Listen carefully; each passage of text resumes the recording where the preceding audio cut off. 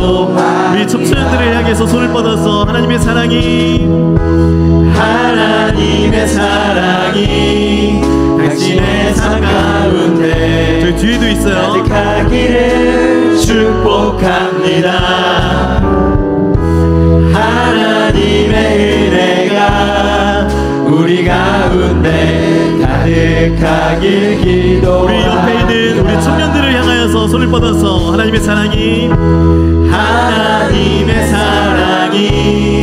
당신의 삶 가운데 가득하기를 축복합니다.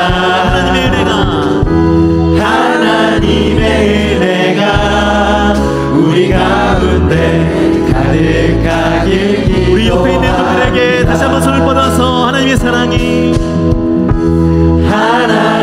사랑이 당신의 삶 가운데 가득하기를 축복합니다. 하나님의 은혜가 우리 가운데 가득하길 기도합니다. 가득하길 기도합니다. 가득하길 기도합니다. 네. 제가 전교회에서 이상옥 교수님이라는 분의 설교를 듣다가 왔는데요. 그 이상옥 교수님이 늘 하시는 것이 있어요. 장신대 이상옥 교수님이신데요. 한번 부담스럽더라도 따라해보면 좋겠습니다. 옆에 있는 분들을 보시면서 절 따라하세요. 사랑합니다. 사랑합니다. 자, 끝까지 보셔야 돼요. 사랑합니다.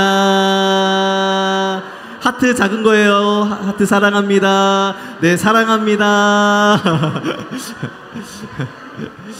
할렐루야. 우리 가운데 주님 계시니 우리가 주 안에서 기뻐할 수 있음을 믿습니다. 우리가 함께 주님을 찬양하겠습니다. 주의 인자하심이 생명보다 나음으로 내 입술은 주를 찬양. 주의 인자하심이 생명보다 나음으로 내 입술은 주 찬양. 주의 인자하심이 생명보다 나음으로 내 입술은 주를 찬양. 주의 인자하심이 생명보다 나음으로 내 입술은 주 찬양. 주의 인자하심이 생명보다 나음으로 내 입술은 주를 찬양. 주의 인자하심이 생명보다 나음으로 내 입술은 주 찬양.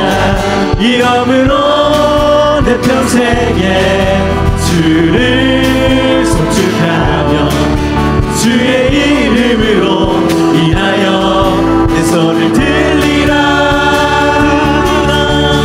주의 인자하심이 생명보다 나음으로 내 입술은 주를 찬양.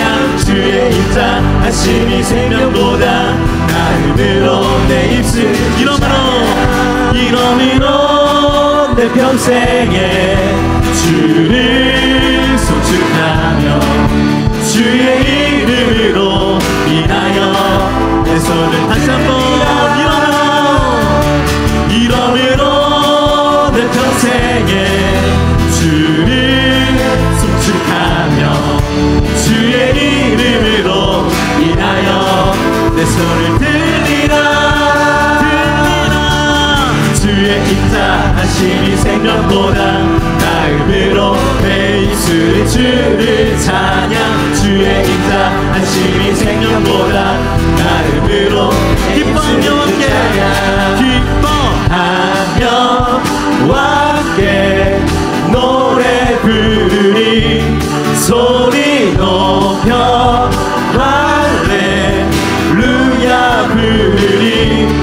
주님 앞에 나와 찬양 드리며 우리 주님과 함께 기뻐하리라. 나의 창조자 나의 구원자 가장 귀한 나의 예수님 찬양합니다.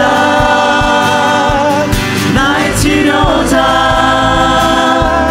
나의 선한 목자 되신 주 예수 나의 주 찬양하리. 다시 한번 기뻐하며 함께 기뻐하며 함께 노래 부르리. 소리 높여 할렐루야 부르리. 주님 앞에 나와 찬양 드리며 우리 주님과 함께 기뻐하리라. 나의 창조자 나의 창조자 나의 구원자 가장 귀한 나의 예수님 찬양합니다. 나의 치료자 나의 선한 목자 되신 주 예수 나의 주 찬양하리. 나의 창조자 나의 구원자 나의 창조자 나의 구원자 가장 귀한 나의 예수님 찬양합니다. 찬양해요. 나의 치료자 가장 선한 목자 되신 주 예수 나의 주 찬양하리. 예수 나의 주 찬양하리. 예수 나의 주 찬양하리. 예수 나의 주 찬양하리. 우리 하나님께 영광의 박수 올려드리겠습니다. 우리 주는 위대하며 능력이 많으시도다. 그의 지혜 무궁하며 인자는 영원하도다. 상한 자들 고치시며 상한 자들 고치시며 상처를 싸매시도다. 별들의 수를 세시며 이름을 붙이셨도다. 그가 구름으로 하늘을 덮으시며 땅을 위하여 비 준비하신 예루살렘아 예루살렘아 여호와를 찬송할지어다. 내 하나님을 감사함으로 그 앞에 나가며 주 임재 앞에 경배해. 목소리 높여 찬양합니다. 상한 자들 고치시며 상한 자들 고치시 상처를 싸매시도다. 상처를 싸매시도다. 별들의 수를 세시며 별들의 수를 세시 이름을 붙이셨도다. 이름을 붙이셨도다. 그가 구름으로 하늘을 덮으시며 그가 구름으로 하늘을 덮으시며 땅을 위하여 비 준비하신 예루살렘아 여호와를 찬송할지어다. 내 하나님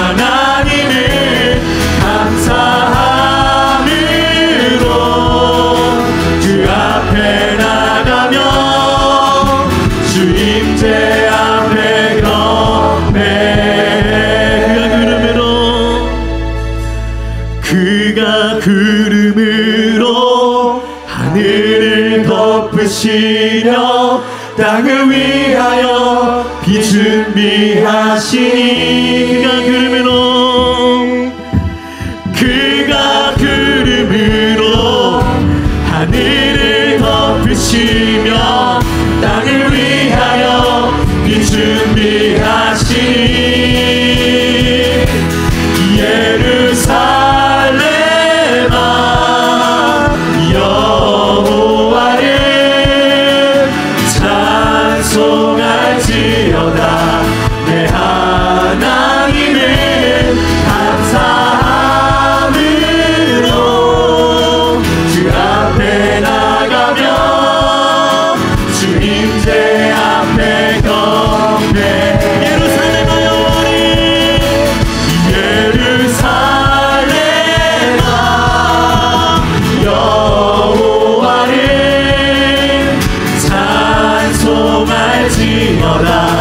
내 하나님을 감사함으로 그 앞에 나가며 주 임재 앞에 예루살렘아 여호와를 찬송할지어다. 예루살렘아 여호와를 찬송할지어다. 내 하나님을 감사함으로 그 앞에 나가며 주 임재 앞에 경배해. 예루살렘아 예루살렘아 여호와를 찬송할지어다. 내 하나님을 감사함으로 그 앞에 나가며 주 임재 앞에 경배. 할렐루야. 여러분, 예루살렘이 하나님을 찬양하게 될 것입니다. 예루살렘이 하나님을 찬양할 것입니다. 예루살렘, 여러분, 시온성이 하나님을 찬양하게 될 것입니다. 우리 시온성이 하나님을 높이게 될 것입니다.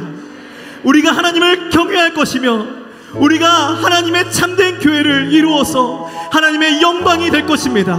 하나님의 기쁨이 될 것입니다. 우리가 이 시간에 선포하면서 기도하겠습니다. 하나님, 우리 시온성 깨어서 하나님을 찬양케 하여 주옵소서. 우리 예루살렘이 하나님을 찬양케 하여 주옵소서. 하나님, 우리 교회를 통하여서 영광과 높임을 받으시게 합당하신 하나님께서 그 영광과 높임을 받으시옵소서. 이 예루살렘의 이 시온성의 주인은, 왕은 오직 우리 주 하나님 한 분뿐이십니다 라고 우리가 선포하고 선언하면서 함께 기도하기 원합니다. 우리 함께 주여 부르시고서 기도하시겠습니다. 주여, 주여,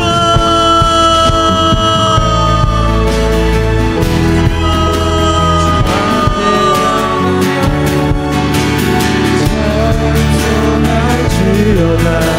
내 하나님을 감사함으로 그 앞에 나가며 주 임재 앞에 경배해. 예루살렘아 여호와를 찬송할지어다. 내 하나님을 감사함으로 주 앞에 나가면 제 앞에 경배.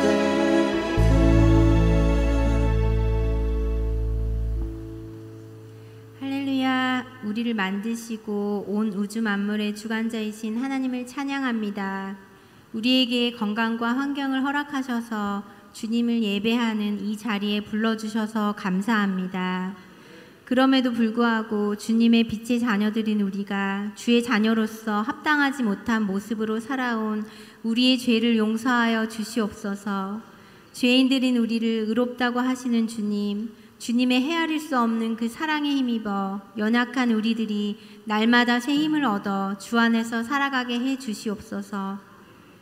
오늘 특별히 감사드릴 것은 금요일부터의 3일간의 청소년부 수련회를 무사히 마치게 해주심에 감사드립니다. 3일 동안의 순간순간이 하나님의 은혜였음을 고백합니다. 세상 사람들에게는 걱정거리인 몇십 명의 사춘기 아이들이 주님의 집에서 함께 먹고 자고 땀을 뻘뻘 흘리며 하나님을 뜨겁게 예배하였습니다. 찬양이 끝나는 것이 아쉬워 앵콜을 외쳤던 그 순간이 아이들에게 평생 기억나게 하시고 아이들의 믿음의 여정 가운데 귀한 한 조각이 되게 하여 주시옵소서. 우리 아이들이 왕 대신 하나님을 의지할 때 불가능이 없게 하여 주시고 그들이 지어진 목적대로 살게 하여 주시옵소서. 하나님께서 한 명 한 명을 모두 다른 모습으로 소중하게 지으셨다는 것을 평생 잊지 않고 살아가게 해주세요. 수련회와 예배를 위하여 많은 분들이 수고하십니다. 그 수고가 온전히 하나님을 위한 것이기를 간절히 원합니다.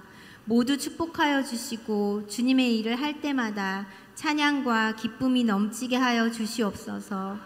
우리 시온성교회에 하나님께서 준비하신 우리 교회에 꼭 필요한 목사님을 보내주시고 그것을 위하여 온 교인이 간절히 기도하며 더욱더 사랑으로 단단해지는 시간이 되게 하여 주시옵소서. 이 시간을 잘 보내서 한층 성숙해지고 성장하는 기회가 되게 하여 주시옵소서. 오늘 말씀 전하시는 임재민 목사님 성령 충만하게 하셔서 목사님을 통하여 주시는 하나님의 말씀을 사람의 말로 받지 않게 하여 주시옵소서. 이 시간 신령과 진정으로 예배하게 하시고 우리의 가장 소중한 것을 주님께 드릴 수 있게 하여 주시옵소서. 우리의 유일한 구원자 되시는 예수님의 이름으로 기도합니다. 아멘.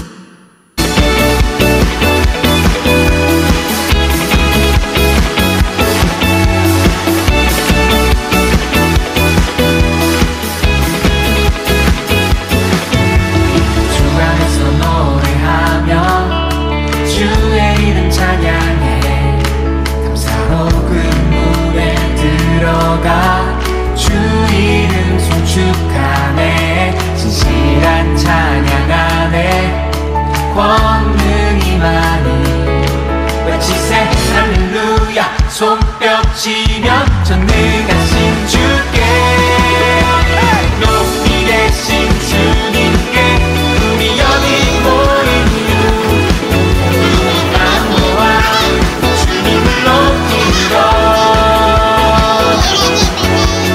높이 계신 주님께 우리 여기 모인 이유 우리만 모아 주님을 높이러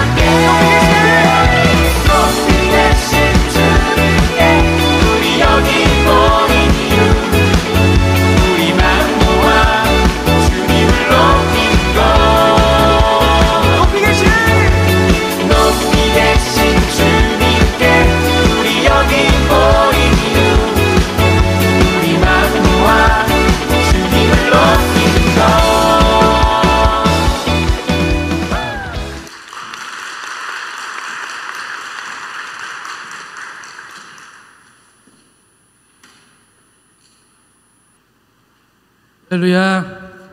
네, 보기만 해도 너무 가슴이 뜨거워지지 않습니까? 아, 우리 어르신들도 이렇게 한번 저렇게 춤추면서 찬양 한번 해봤으면 좋겠습니다. 우리 수고하신 우리 교사 선생님들과 우리 중고등부 학생들에게 우리 다 같이 격려의 박수 함께 드리겠습니다. 수고하셨습니다. 네, 하나님 말씀 같이 읽겠습니다. 하나님 말씀은 열왕기상 19장 9절부터 13절 말씀입니다. 열왕기상 19장 9절에서 13절 말씀, 제 성경은 549쪽, 구약성경 549쪽에 있습니다. 열왕기상 19장 9절로 13절, 19장 9절로 13절 한 절씩 교독하겠습니다. 제가 먼저 읽겠습니다. 엘리야가 그곳 굴에 들어가 거기서 머물더니 여호와의 말씀이 그에게 임하여 이르시되 엘리야야 네가 어찌하여 여기 있느냐.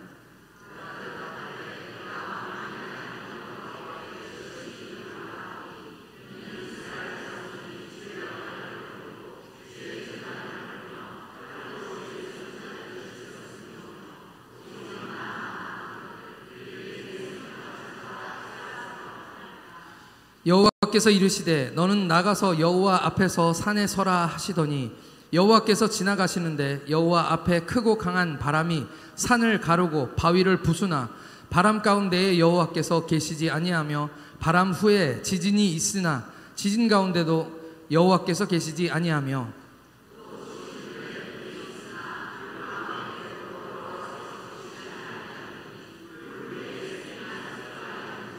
함께 읽겠습니다. 시작. 엘리야가 듣고 겉옷으로 얼굴을 가리고 나가 굴 어귀에 섬에 소리가 그에게 임하여 이르시되 엘리야야 네가 어찌하여 여기 있느냐. 아멘. 제가 예배를 이렇게 드리면서 요즘 자꾸만 드는 생각이 있습니다. 지금도 제 영상이 뒤에 제 얼굴이 저렇게 나가잖아요. 이 스크린이 생겨서 영상도 보고 글씨도 크게 이렇게 보는 게 참 좋지요. 어르신들은 안 보시잖아요. 근데 이제 잘 보이시니까 그 스크린이 커서 되게 좋습니다. 근데 가끔가다 저도 제 뒤에 앉아서 예배를 드릴 때 목사님 얼굴을 이렇게 보고 싶은데 목사님 얼굴을 보면서 설교를 듣다 보면 자꾸만 제가 스크린을 이렇게 보게 되는 거예요. 그렇죠. 네. 이 하나님의 말씀이 어떤 목사님들은, 옛날 목사님들은 그걸 말씀하시더라고요. 이 설교 말씀을 들을 때 눈과 눈을 마주쳐야 그래야 하나님 말씀이 이렇게 들리는데 자꾸만 우리 눈이 저쪽을 보고 있는 거죠. 설교를 하는 저희들도 볼 때 저를 잘 안 보시니까 네. 그리고 또 제가 여러분들 눈을 이렇게 봐야 되는데 스크린의 눈은 어디를 보고 있냐면 다 밑을 보고 있잖아요. 그러니까 제가 여러분들과 눈을 마주치려면 카메라를 봐야 되는 겁니다. 이 연예인들은 되는데 저희는 이게 약간 비인격적인 것 같아요. 잘 안 되더라고요. 제가 노력을 해봤는데 이 앞에 계신 분들은 좀 됩니다. 근데 저 뒤에 계신 분들은 그게 어렵습니다. 그래서 제가 제안을 드리는 거예요. 은혜 받으시려면 제 눈을 보시기를 바랍니다. 네. 모든 시선을 주님께 드리고, 이 찬양 아까 불렀잖아요. 우리 시선을 맞춰야 그래야 사랑이 오고 가고 시선을 맞춰야 은혜도 오고 갑니다. 할렐루야. 네, 저를 보시기 바랍니다. 엘리야가 갈멜산에서 우리는 그 사건을 대해서 정확히 잘 알고 있습니다. 많은 분들이 말씀을 들었죠. 우리 학생들 혹시 모르는 사람이 있을까봐 제가 말씀을 드리는데요. 엘리야는 어떤 사람으로 가장 유명하냐면 850명의 바알 선지자와 아세라 선지자들과 1대 850으로 대결했던 사람으로 유명합니다. 우리는 그 장면을 보면서 정말 이건 영화의 한 장면 같다라고 그렇게 느끼는 것이죠. 당시에 영적으로 타락한 이스라엘, 그때의 북왕국 이스라엘에서 그 중에서 가장 타락한 왕이라고 얘기했던 아합 왕, 그 아합 왕이 율법을 어기고 이방 여인과 결혼을 했습니다. 이 이세벨, 그 부인이었던 이세벨은 아버지의 이름이 엣바알이에요. 이름도 엣바알입니다. 그러니까 그 말의 뜻은 뭐냐면 바알과 함께하는 자라는 뜻입니다. 그러니까 장인어른이 다른 나라 왕인데 그분이 이름이 바알과 함께하는 자라는 이름을 가진 사람입니다. 대대로 바알을 섬기는 그런 사람이죠. 아합은 이 이세벨 때문에, 이 부인 때문에 이 아합 왕이 바알 숭배자가 됩니다. 그리고 북왕국이 수도였던 그 사마리아 성 거의 대부분의 사람들은 다 이제 우상숭배하는 우상숭배자들이 된 것이죠. 거기에 사당을 짓고 바알 신당을 짓고 거기서 바알 신앙이 마치 이스라엘의 국교처럼 그렇게 되어버렸습니다. 거기에서 끝이 아니라 그 딸인 아달랴, 그 아달랴를 남왕국 유다의 다윗 왕가와 결혼을 시켜가지고 이제 그 바알 신앙이 북유럽뿐만 아니라 남유다까지 이렇게 미치게 된 거죠. 이 이세벨이 했던 것이 뭐냐면 여호와의 단을 허물고 선지자들을 죽이고, 성경은 이렇게 얘기합니다. 오므리의 아들 아합이 그의 이전의 모든 사람보다 여호와 보시기에 악을 행하여 그는 이전의 모든 이스라엘 왕보다 심히 이스라엘 하나님 여호와를 노하시게 하였다. 그렇게 말씀하고 있습니다. 이것이 엘리야 시대의 영적 상황인 것이죠. 이스라엘 백성들은 영적으로 아주 무섭게 타락한 그런 시대에 살고 있었습니다. 그때 등장한 사람이 바로 엘리야. 이 엘리야는 마치 우리 영화에 나오는 어떤 드라마나 영화에 나오는 그 영웅이나 히어로 같은 그런 사람처럼 바람같이 등장했습니다. 그리고서 이 850명과 한 명으로서 대항해서 싸우게 된 것이죠. 말이 지금 850대 1이지 사실은 지금 이 850명의 아세라 바알 선지자들과만 싸운 것이 아닙니다. 왜냐하면 거기에 둘러싸고 있는 대부분의 사람들이 다 바알 신을 섬기고 있었기 때문이죠. 이스라엘 백성인데도 불구하고 하나님을 섬기지 않고 또는 하나님과 다른 신을 겸하여 섬기면서 그 사람들은 지금 구경하러 나온 것입니다. 누가 이길까 하고 지금 나와 있지만 사실 누가 이겨도 상관없는 사람들입니다. 그래서 지금 이 엘리야는 850대 1로 싸우고 있는 것이 아니라 수만 명에게 둘러싸여서 조금이라도 실수하고 잘못하면 죽임을 당할 수밖에 없는 그런 상황인 거죠. 이 모든 상황에서 그는 하나님 앞에 홀로 서서 그가 하나님께 기도했던 그 성경 구절을 우리는 알고 있습니다. 여호와여 응답하소서, 여호와여 응답하소서.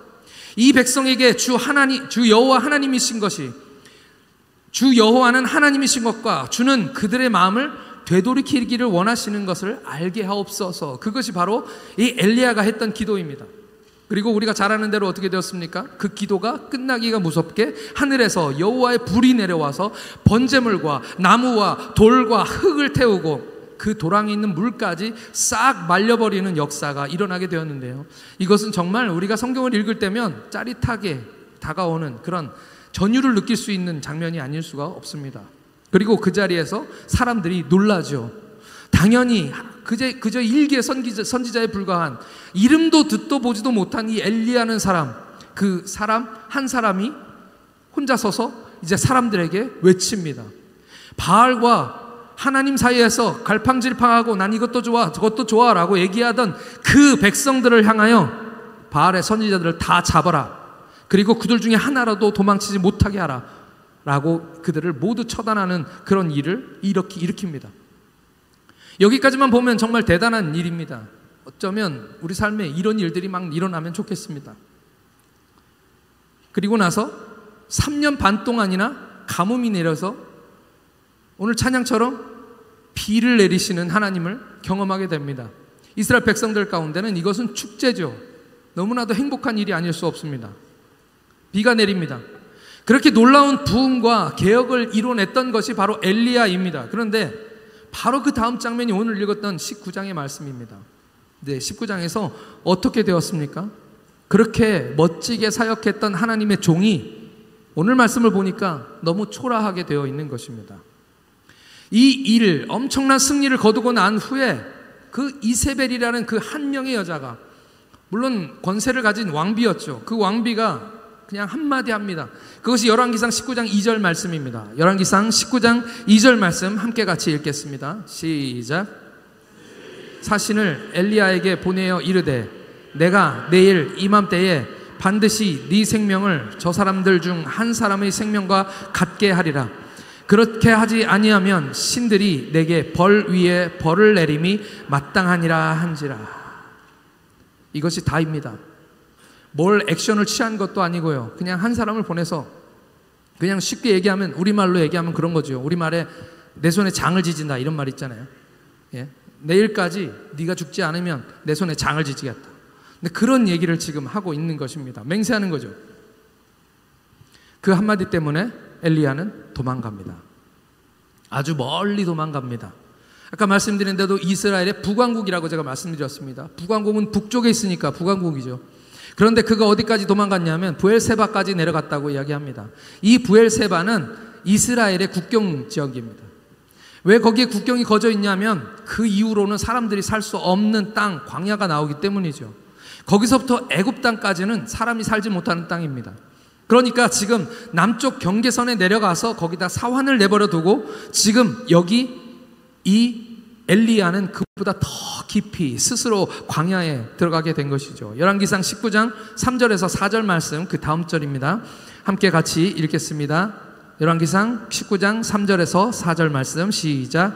그가 이 형편을 보고 일어나 자기의 생명을 위해 도망하여 유다에 속한 브엘세바에 이르러 자기의 사환을 그곳에 머물게 하고 자기 자신은 광야로 들어가 하룻길쯤 가서 한 로뎀나무 아래 앉아서 자기가 죽기를 원하여 이르되 여호와여 넉넉하오니 지금 내 생명을 거두시옵소서. 나는 내 조상들보다 낫지 못하니이다 하고, 지금 이렇게 광야에 홀로 들어가서 그냥 거기서 로뎀나무라는 나무 밑에 앉아서 지금 죽여주십시오 라고 지금 얘기하고 있는 거죠. 이 로뎀나무는 영어로는 브룸부시입니다. 브룸부시, 빗자루죠. 브룸부시, 나무도 아닙니다. 사실 우리는 로뎀나무라고 이렇게 되어 있지만 이 나무는 영어로는 부시입니다. 부시는 뭐냐면 덤불이라는 뜻입니다. 덤불. 잎사귀도 별로 없고요. 그냥 키도 크지 않고 그냥 우리 서부 영화 보면은 따라다라단 딴딴 하고 총하면은 이렇게 바람 불 때 하나 굴러가는 거 있잖아요. 이렇게. 그게 덤불입니다. 그게 뿌리가 있다가 붙어 있다가 그게 말라서 떨어지면 그렇게 광야를 굴러다니는 게 덤불이거든요. 그러니까 여기 이 로뎀나무는 사실은 나무가 아닌 거죠. 그냥 빗자루만 만드는 그런 쌀이나무 같은 것인데 이스라엘의 쌀이나무는 좀 더 작기 때문에 그냥 덤불입니다. 이스라엘은 이 덤불 밑에서 햇볕을 피하는 사람은 없습니다. 한마디로 말하면 가장 지금 비참한 상태를 얘기하고 있는 것이죠. 성경은 전체적으로 우리가 성경을 읽어보면요, 성경에서 태양, 햇볕 이것은 좋은 뜻으로 사용되지 않습니다. 태양은 주로 저주를 나타낼 때 쓰는 말입니다. 우리의 입장에서는 태양이 축복의 상징일지는 몰라도 이 이스라엘 사람들에게 태양은 너무 뜨겁고 사람을 고통스럽게 하기 때문에 사람들의 마음속 깊은 곳에서 그것은 저주다라고 생각하는 생각이 있던 겁니다.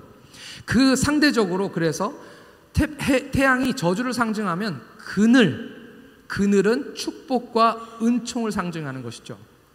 우리가 그늘은 잘 이해할 수 있습니다. 여호와 날개 그늘 아래 하면 따뜻한 그런 느낌 받잖아요. 그러니까 상대적으로 그늘은 은혜와 은총을 상징하지만 태양은 저주, 고통, 슬픔 이런 것들을 상징한다는 것이죠. 바로 그 인생에서 가장 초라하고 가장 비참한 상태가 바로 이 로뎀나무 아래에 있는 이 상태입니다. 천하의 엘리야가 한 여인의 위협을 받고 지금 나락으로 떨어진 것입니다. 지금 하나님 앞에서 아무도 없는 곳에 스스로 혼자 들어가서 그리고 죽고 싶다. 하나님 차라리 나를 죽여주십시오 라고 이야기하고 있는 것이죠. 우리 기독교인들이 기도할 때 이렇게 기도할 수밖에 없습니다. 죽고 싶다라는 마음이 들 때, 인생에서 정말 나락으로 떨어져서 힘들어질 때 우리 기독교인들은 죽고 싶다 이렇게 말을 못하니까 뭐라고 얘기합니까? 하나님 날 좀 데려가 주십시오. 그렇게 얘기하는 것입니다. 지금 여기 엘리야도 똑같은 심정인 거죠. 그 심정이 얼마나 고통스럽고 얼마나 아픈가 하는 그런 것입니다. 그런데 하나님께서는 거기에서 다시 일하시기 시작하십니다. 할렐루야. 하나님은 하나님의 방법대로, 하나님이 원하시는 방법대로 또 다른 방법으로 지금 일을 하시기 시작하십니다. 그의 삶에 가장 초라하고 비참한 그 상황 속에 하나님이 찾아오시는 것입니다. 그것이 축복입니다. 할렐루야. 하나님은 언제나 우리 삶 가운데 찾아오시는 하나님이십니다. 옛날에도 그랬고 지금도 그랬고 성경에서도 그렇고 우리 삶 가운데서도 하나님은 언제나 찾아오시는 하나님이십니다. 우리가 두 발로 걸어서 하나님께 가는 것이 아니라 우리 하나님께서 우리를 찾아오시는 것이죠. 그것이 축복인 줄 믿습니다. 베드로에게 천사가 나타났습니다. 하나님이 천사를 보내신 것이죠. 그때 옆구리를 어떻게 했습니까? 옆구리가 안 나오죠. 뭐라고 나옵니까? 천사를 보내서 그를 어루만졌다라고 오늘 말씀하고 있습니다. 재미있는 것 한 가지는요, 사도행전에서도 하나님이 천사를 보내십니다. 베드로에게. 그 베드로에게 천사를 보내시는데 베드로는 감옥에 있습니다. 그 천사가 베드로에게 와서는 어떻게 해서 깨웠을까요? 어루만지지 않고 쳐서 깨웁니다. 왜 누구는 쳐서 깨우고, 제가 옆구리 얘기했잖아요. 베드로는 옆구리를 쳐서 깨웠습니다. 제 생각엔 옆구리를 치려면 이렇게 손으로 치긴 어렵잖아요. 그러니까 제 생각에 누워서 자는 이 베드로, 얼마나 깊이 잠들었는지. 사실은 다음날 죽게 되어 있는 게 그 베드로예요. 사형 선고를 받았는데 하나님이 얼마나 베드로에게 평안한 마음을 주시고 은혜를 주셨는지 베드로가 병사까지 둘이 옆에 끼고 잠이 들었는데 안 깨는 겁니다. 그러니까 천사가 어루만지지 못하고 어떻게 합니까? 쳐서 깨우는 것이죠. 그런데 오늘 이 상심한 고통 가운데서 그 인생에 가장 힘들고 어려워하는 이 엘리야에게는 그를 쳐서 깨운 것이 아니라 어루만지셨다라고 성경에서 이야기하고 있는 것이죠. 하나님은 상황에 맞게, 그 사람의 형편에 맞게 하나님께서는 우리를 찾아오시고 우리를 깨워주시는 줄 믿습니다. 거기에는 숯불에 구운 떡과 물 한 병이 놓여 있었습니다. 그리고 하나님 말씀하십니다. 일어나서 먹으라. 근데 일어나서 먹더니 이분이 또 잠을 주무시는 거예요. 네. 또 누워서 잠이 들었습니다. 두 번째 하나님의 사자가 그에게 나타났습니다. 열왕기상 19장 7절 말씀도 함께 같이 읽겠습니다. 19장 7절 다 같이 시작. 여호와의 천사가 또 다시 와서 어루만지며 이르되 일어나 먹으라. 네가 갈 길을 다 가지 못할까 하는지라. 아멘. 이제 두 번째 나타나서 그를 어루만지시며 깨웠을 때에는 그가 이제 정신을 차리는 것이죠. 그리고서 40주야를 걸어서 하나님의 산 호렙으로 가게 됩니다. 이 하나님의 산 호렙은 우리가 잘 알듯이 출애굽할 때 그 모세가 갔던 곳이죠. 그 산이죠. 그러니까 좀 더 미칩니다. 이제 남쪽으로 더 내려간 것입니다. 그런데 그냥 간 게 아니라 오늘 말씀을 보니까 40일 동안을 계속 걸어서 간 것입니다. 밤에도 걷고 낮에도 걷고 그렇게 해서 40주야를 걸어서 하나님의 산 호렙으로 가게 됩니다. 이 걸어갈 때 여러분이 만약 엘리야라면 무슨 생각을 하고 걸어갔을까요? 왜 엘리야는 하나님의 산 호렙에 가게 된 걸까요? 무슨 기대를 가지고 거기에 나갔을까요? 오늘 우리도 삶 가운데 어려운 일을 당하고 힘들면 하나님이 우리를 어루만지시면서 정신 차려라, 이거 먹고 힘내라 라고 말씀하시면서 우리에게 힘 주시죠. 그러면 여러분들은 어디를 걸어가십니까? 기도굴에 가시잖아요. 아닌가요? 아니, 카페에 가시나요? 기도굴에 가죠. 우리는 하나님을 만나기 위해서 어디를 갑니까? 교회에 오고요, 목사님을 찾아오고요, 구역장님 만나서 기도받고요. 우리에게 힘을 나면 그렇게 하는 겁니다. 근데 오늘 여기 엘리야는 어떻게 합니까? 하나님을 만나려니까 목사님도 안 계시고, 그때는 다 이 엘리야가 생각했을 땐 다 죽었다고 생각했으니까요. 그러니까 어디를 가야 됩니까? 하나님을 만나러. 지금 하나님의 산 호렙으로 40일 동안 걸어가는 것이죠. 그 마음속에 하나님이 나에게 찾아오셨어. 내가 하나님의 산 호렙에 가면 나를 고쳐주실 거야. 내가 거기 가면 하나님께서 뭔가 다른 일들, 내가 기대하지 않았던 것들을 나에게 보여주시고 행하실 거야 라는 그런 기대감이 그의 마음속에 있었던 것이죠. 그러니까 40일 동안을 고통스럽게 힘들게 걸어서 지금 호렙에 가고 있는 것입니다. 그리고 거기에 도착했습니다.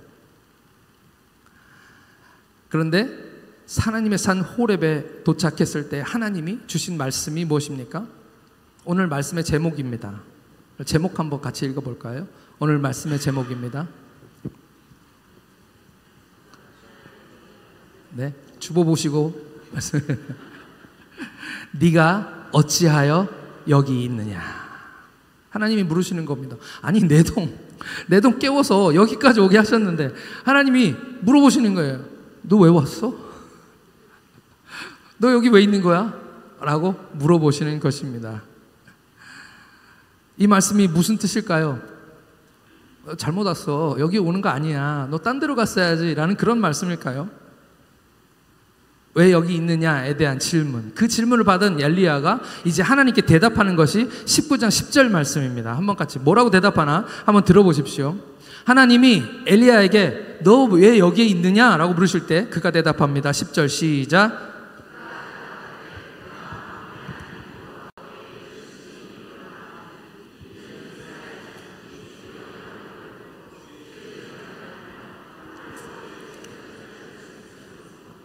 오직 나만 남았거늘 그들이 내 생명을 찾아 빼앗으려 하나이다. 이야기를 잘 들어보시면 질문에 대한 대답이 아닙니다. 너 왜 여기 있는 거야? 라고 물어보는 하나님께 그가 대답하기를 내가 만군의 여호와 하나님께 열심히 유별하오며 이는 이스라엘 자손이 주의 언약을 버리고 주의 제단을 칼로 헐며 칼로 주의 선지자를 죽였으며며 오직 나만 남았거늘 그들이 내 생명을 찾아 빼앗으려 하나이다. 지금 가만히 보시면 반복되는 단어가 계속 나옵니다. 어떤 단어가 나옵니까? 나는 하나님 나 좀 알아주세요 이런 거죠. 나는 하나님께 열심히 유별납니다. 나는 하나님께 얼마나 열심히 충성했는지 모릅니다. 모두 다 하나님을 다 버리고 떠났습니다. 그들이 다 죽고 나만 남았습니다. 나 혼자만 남았습니다. 이렇게 얘기하고 있는 거죠. 그리고 아합과 이세벨이 혼자 남은 나를 또 죽이려고 합니다. 나 죽으면 끝나요 하나님. 나 죽으면 여호와 하나님의 신앙이 끝나는 겁니다. 지금 그렇게 이야기하고 있는 것이죠. 하나님이 또다시 그에게 말씀하십니다.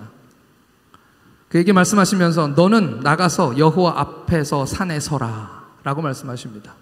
너는 여호와 앞에서 나가서 산에 서라 이렇게 얘기합니다. 그러더니 여호와 하나님이 그 앞에서 지나가십니다. 그를 이제 교훈하시고 보여주시는 거죠. 여기에 장엄한 어떻게 보면 사람이 볼 수 없는 어떤 큰 하나님의 역사적인 것들을 보여주십니다.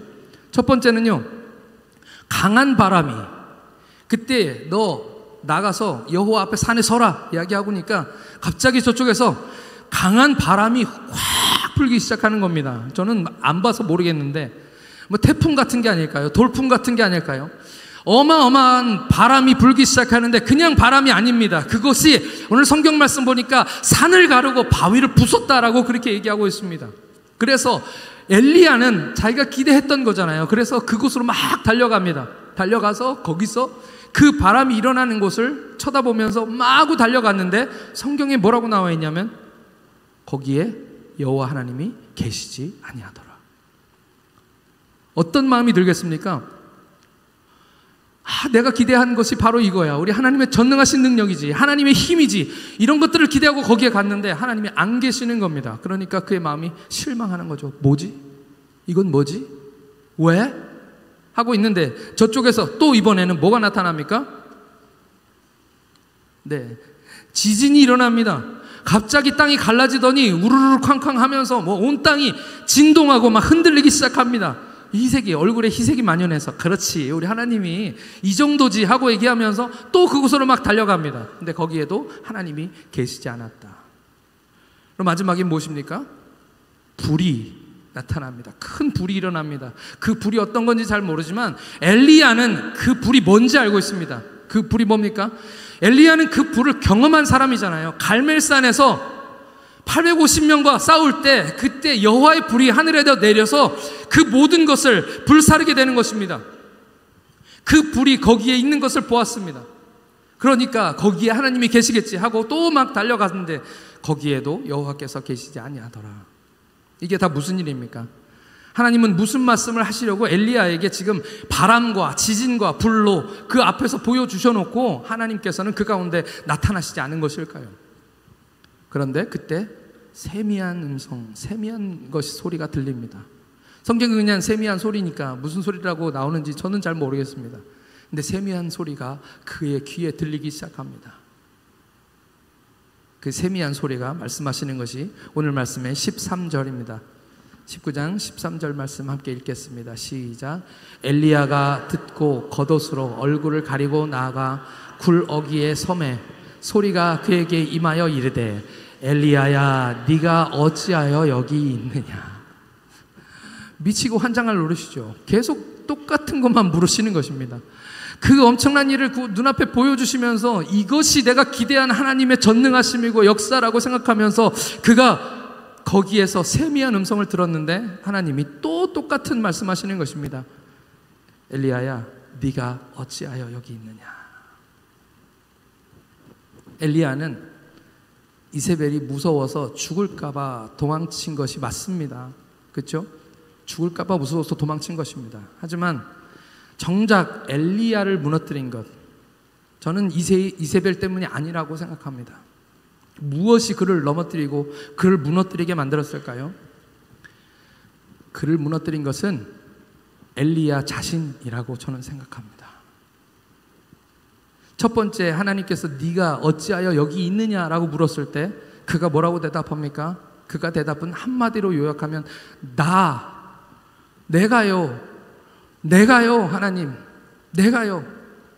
그는 계속해서 자기 자신에 대해서만 이야기하고 있습니다. 나는 열심히 유별납니다. 이스라엘 백성들 하나님 다 버렸는데 선지자들 다 죽고 이제 나만 남았습니다. 나도 죽이려고 합니다. 하나님 나는 살려주셔야 되지 않겠습니까?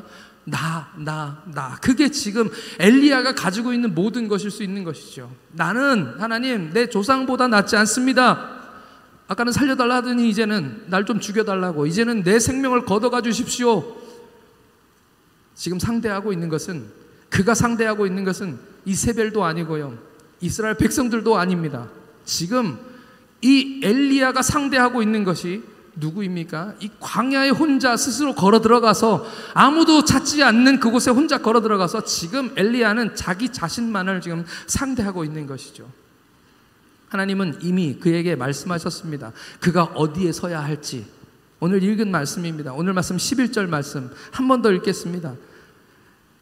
11절 초반부만 읽겠습니다. 시작. 여호와께서 이르시되 너는 나가서 여호와 앞에서 산에 서라. 아멘. 너는 나가서 여호와 앞에서 산에 서라. 엘리야가 갈멜산에서 상대한 것은 바알, 아세라 선지자 850명이 아니었습니다. 그는 엘리야가 상대한 것은 그때 그 자리에서 그들을 바라보고 있었지만, 문제는 그들이었지만 문제를 바라보고 있었던 것이 아니라 그는 돌아서서 하나님을 상대하고 있었습니다. 그가 하나님을 상대하고 있을 때 그의 삶은 하나님께서 쓰시는 놀라운 일들로 가득했습니다. 하나님을 상대하고 있을 때 그는 두려움이 아무것도 없었습니다. 하나님을 상대하고 있을 때 기적 같은 일들이 그의 손을 통해서 일어나기 시작합니다. 죽어도 괜찮다라고 생각하면서 하나님을 상대했었습니다. 그런데 이제는 그가 상대하고 있는 것이 자신이었던 것이죠. 하나님을 상대할 땐 놀랍게 쓰임받았습니다. 그러나 자기 자신을 상대하기 시작한 다음부터 인생은 나락으로 떨어지고 죽음의 공포와 두려움과 그냥 단 하루도 내다볼 수 없는 그런 삶으로 전락해버린 것입니다. 그는 갈멜산에 서서 하늘을 향해서 기도했습니다. 열왕기상 18장 36절에서 37절 말씀 함께 읽겠습니다. 열왕기상 18장 36절부터 37절입니다. 다 같이 읽겠습니다. 저녁 소재 드릴 때에 이르러 선지자 엘리야가 나가서 말하되 아브라함과 이삭과 이스라엘의 하나님 여호와여, 주께서 이스라엘 중에서 하나님이신 것과 내가 주의 종인 것과 내가 주의 말씀대로 이 모든 일을 행하는 것을 오늘 알게 하옵소서. 여호와여 내게 응답하소서. 내게 응답하옵소서. 이 백성에게 주 여호와는 하나님이신 것과 주는 그들의 마음을 되돌이키심을 알게 하옵소서 하매. 그는 하나님을 상대하고 있었습니다. 할렐루야.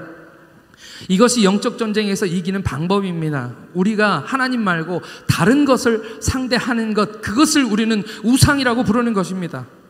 나 자신을 바라보고 나 스스로를 고집하는 것, 나를 고집하는 것. 제가 피지에서 살면서 정말 웃겼던 것이 뭐냐면, 인도인들이 우상들 섬기잖아요. 집에 우상들이 가득 있습니다. 슈퍼마켓에 가면은 우상들이, 이제 부자들은 큰 거 좋은 거 쓰지만 이 가난한 사람들은 다 조그만 거 써야 되잖아요. 그러니까 우상들이 제 주먹만한 것들이 있습니다. 그것이 슈퍼마켓 한쪽 진열장에 우상 코너에 줄 딱 맞춰가지고 전부 다 저를 바라보면서 나를 좀 사가달라고 2열 종대로 쭉 서서 이렇게 있습니다. 다 줄 맞춰서 우상들이. 그럼 사람들이 돈 주고 자기 원하는 그 우상을 사가지고 이렇게 가는 거죠. 우상을 사람들이 섬기는 이유가 무엇입니까? 우상 좋으라고 우상을 섬기겠습니까? 우상을 섬기는 이유는 나를 섬기는 것입니다. 내 욕심을 섬기는 것이고 내 정욕을 섬기는 것이고요. 이 세상에서 우리가 죄악 가운데 살아가면서 무언가를 섬기며 살아가는데 그 섬기는 것은 그것 자체가 아닙니다. 돈을 섬기시는 거 아니잖아요. 그 돈으로 우리가 행복하게 살고 싶으니까 나 자신을 섬기는 거죠. 그게 바로 우상입니다. 내가 바로 가장 큰 우상인 것이죠. 나를 고집하는 것, 그거 우상입니다. 자기의 연민에 빠져서 나는 하나님은 잘 믿고 나는 하나님을 위해 열심히 특별한데 그렇게 열심히 잘 믿고 헌신도 봉사도 잘하고 있는데 나를 고집하면서 이렇게 주님을 위해서 고생하고 주님을 위해서 헌신하고 주님을 위해서 봉사하는 나, 그런데 사람들은 내 맘 같지가 않습니다.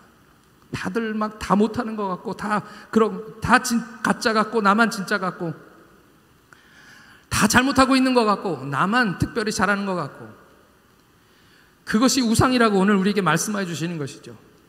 나를 상대하니까 실망하고 넘어져서 도망가게 되고 무너지게 되는 것입니다. 누가 나를 죽이는 것이 아니라 내가 스스로 죽을 곳으로 도망가서 내 생명을 가져가 달라고 하나님께 그렇게 말하고 있지만 사실은 하나님이 내 생명 가져가기를 원하고 있지는 않는 거죠. 살려달라고 얘기하는 것입니다. 하나님 말씀하십니다. 왜 네가 여기에 있느냐? 왜 네가 여기에 있느냐? 하나님은 정확하게 말씀하십니다. 너 하나님의 사람아, 하나님 앞에서 산에 서라. 바람으로 산을 가르고 바위를 가르시는 여호와 하나님, 지진으로 모든 것을 삼켜버리는 하나님, 불로 번제물과 나무와 돌과 흙과 그것들을 모두 태우고 도랑까지 다 말려버리시는 그 하나님, 그 하나님이 지금 네 앞으로 지나가신다. 네 앞으로 지나가신다. 그거 불, 바람, 지진, 그건 하나님이 아니다. 그 바람도 하나님이 아니다. 그 불도 하나님이 아니다. 나는 말씀하는 하나님이다. 세미한 음성 가운데서 너에게 이야기하고 있는 하나님이다. 내가 처음 너를 만나서 너에게 비전 주며 일 시킬 때도 말씀으로 역사했고 지금도 말씀하는 하나님이다. 큰 소리 내지 않아도 세미한 음성 가운데 너 왜 여기에 있느냐? 여호와 하나님 앞에 서라. 하나님을 상대하라 라고 이야기하고 있는 것이 바로 엘리야라는 것이죠. 하나님이시라는 것입니다. 신약 성경의 야고보는 엘리야에 대해서 설명하면서 뭐라고 얘기합니까? 그는 우리와 성정이 같은 사람이라고 얘기합니다. 그 말이 무엇입니까? 우리가 하나님 앞에 서 있을 때, 우리가 하나님 손에 쓰임받을 때, 우리가 하나님을 상대할 때 우리는 엘리야같이 쓰임받을 수 있다라는 뜻입니다. 할렐루야. 하나님께 쓰임받기를 원하십니까? 여기 청소년들, 청년들이 있습니다. 나 스스로를 바라보는 걸 멈추고 이제 살아계신 하나님을 보기 시작하면 하나님이 오늘 우리 삶 가운데서 나 대신해서 일하시고 나를 들어서 사용하신다는 것입니다. 그렇게 되기를 원하시는 분들은 이제 모든 시선을 나에게서 떼서 이제 하나님께로 가져가는 작업을 여러분들이 하시는 것입니다. 오늘 찬양 우리 전 목사님 골라주셨습니다. 내게로부터 눈을 들어 주를 보기 시작할 때 주의 일을 보겠네. 모든 시선을 주님께 드리고 살아계신 하나님을 느낄 때 내 삶은 주의 역사가 되고 하나님이 일하기 시작하시네. 우리 이 찬양, 우리 이 말씀을 생각하시면서 함께 찬양 드렸으면 좋겠습니다. 여러분들 어디를 바라보고 계십니까? 저기를 바라보시고 계십니까? 저를 바라보십니까? 아니면 지금 나 자신을 바라보고 계십니까? 거기에 답이 없습니다. 우리의 시선은 하나님께 있어야 될 줄 믿습니다. 나의 모든 시선을 주님께 드리고 전능하신 하나님을 느낄 때 내 삶은 주의 역사가 되고 하나님이 일하기 시작하네. 우리 함께 찬양 드리겠습니다. 내게로부터 눈을 들어 주를 보기 시작할 때 아멘. 주의 일을 보겠네. 내 기사 하늘에 꿈꾸게 하네. 주님을 볼 때 한 번 더 하겠습니다. 내게로부터 눈을 들어 주를 보기 시작할 때 주의 일을 보겠네. 내 작은 마음 돌이키사 내 작은 마음 돌이키사 하늘에 꿈꾸게 하네. 주를 볼 때 주님을 볼 때 모든 시선을 주님께 드리고 살아계신 하나님을 느낄 때 내 삶은 주의 역사가 되고 하나님이 일하기 시작하네. 아멘. 성령이 나를 변화시키시사 성령이 나를 변화시켜 모든 두려움 사라질 때 주의 일을 보겠네. 황폐한 땅 한가운데서 주님을 보게 되니 주님을 볼 때 모든 시선을 주님께 드리고 살아계신 하나님을 느낄 때 내 삶은 주의 역사가 되고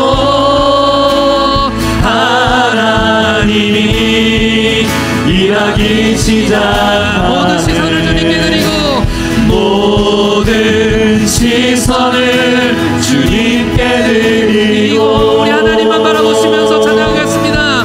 살아계신 하나님을 느낄 때 내 삶은 주의 역사가 되고 하나님이 일하기 시작. 모든 시선을 주님께 드리고 모든 시선을 주님께 드리고 살아계신 하나님을 느낄 때 내 삶은 주의 역사가 되고 하나님이 일하기 시작하네. 하나님께 기도하겠습니다. 우리 스스로를 바라보지 않게 하여 주옵소서. 내 안에 무슨 선한 것이 있겠습니까? 우리 안에는 하나님 소망 없습니다. 우리 가진 것, 우리 지식, 우리 지혜, 하나님 앞에, 문제 앞에 아무것도 아닌 것을 고백합니다. 내가 죽지 않아서 그렇게 상처를 많은 사람에게 주면서도 늘 나만을 고집하는 나의 연약한 모습, 이제 내 모든 관심을 나에게서부터 주님께로 돌리기 원합니다. 주님을 바라보기 원합니다. 주님만 상대하게 하여 주옵소서. 이 시간 다같이 주여 한번 부르시고 하나님 상대하게 해달라고 다같이 기도하겠습니다. 주여, 하나님 아버지 은혜를 감사합니다. 하나님, 우리의 눈이 다른 것을 바라보기 때문에 하나님을 볼 수가 없습니다. 하나님, 이 시간 우리를 도와주셔서 하나님만 바라보게 하여 주시옵소서. 내 삶의 실제적인 주인 되시며 내 삶을 다스리시고 움직이시며 내 삶을 변화시킬 뿐만 아니라 아버지 내 문제를 해결하실 분은 우리 오직 여호와 하나님밖에 없사오니 하나님, 주님을 바라보게 하나님 인도하여 주옵소서. 내가 하나님을 바라볼 때에 하나님 나를 사용하시며 하나님께서 왕같이 나를 사용하시는 줄 믿사오니 하나님, 우리 삶 가운데 내가 바라보던 모든 우상들이 무너지게 하여 주시옵시고 하나님만 바라보며 하나님께만 내 시선을 고정하게 하여 주시옵소서. 하나님, 주님으로 인해 만족하게 하여 주시고 주님이 내 삶에 들어오셔서 나와 함께 하시며 하나님 내 안에서 역사하시는 것들을 보게 하여 주시옵소서. 하나님이 일하기 시작하네. 모든 시선 주님께 드리고 모든 시선을 주님께 드리고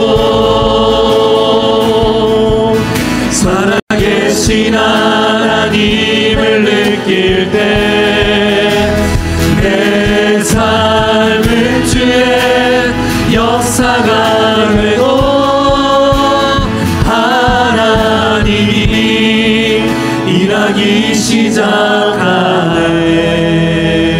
모든 고통과 두려움과 아픔과 슬픔과 좌절들이 어디에서 왔습니까? 오늘 하나님으로부터 눈을 떼기 때문에 일어난 일들입니다. 오늘 우리의 시선을 고정시키고 하나님, 나는 주님 앞에만 서 있게 하여 주옵소서. 하나님, 사람 앞에 서지 않게 하여 주시고, 하나님, 문제 가운데 서지 않게 하여 주시고, 나는 하나님 앞에만 서게 하여 주옵소서. 하나님 앞에 든든히 서게 하여 주시어서 네 어디 있느냐, 너 어디 있느냐라는 음성에 나 하나님 앞에 있습니다 라고 고백하게 하여 주옵소서. 우리 다시 한 번 더 하나님께 주여 한번 부르시고 기도하겠습니다.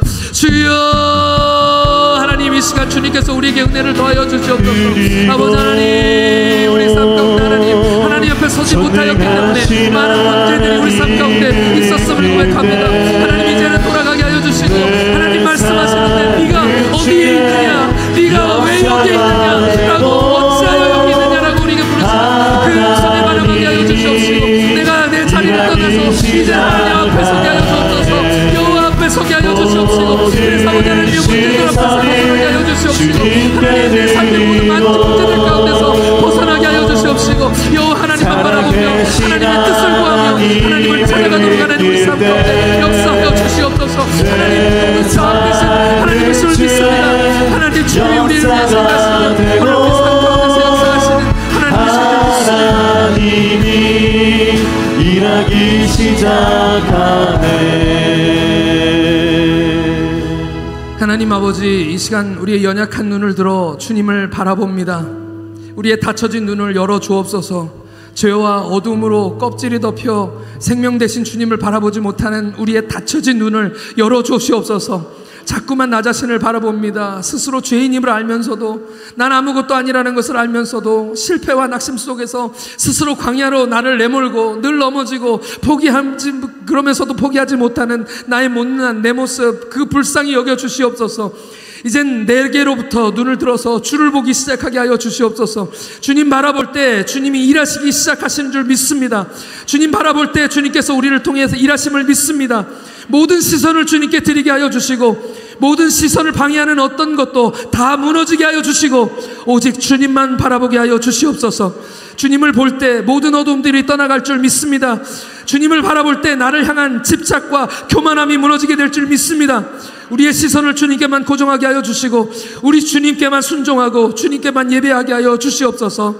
감사를 드리오며 우리 주 예수 그리스도의 이름으로 기도하옵나이다. 아멘. 축도하겠습니다. 지금은 우리 구주 예수 그리스도의 크신 은혜와 우리 하나님 아버지의 크신 사랑하심과 성령님의 감동하심이 이제 내 모든 시선을 주님께만 고정하고 다른 것을 바라보지 않기를 다짐하는 우리 사랑하는 모든 시온성교회 성도들 머리 위에, 우리 청년들과 청소년들 머리 위에, 우리 교사 선생님들 머리 위에 이제로부터 영원까지 함께 하시기를 간절히 축원하옵나이다. 아멘. 우리 다 함께 일어나셔서 우리 축복 찬양 함께 드리겠습니다.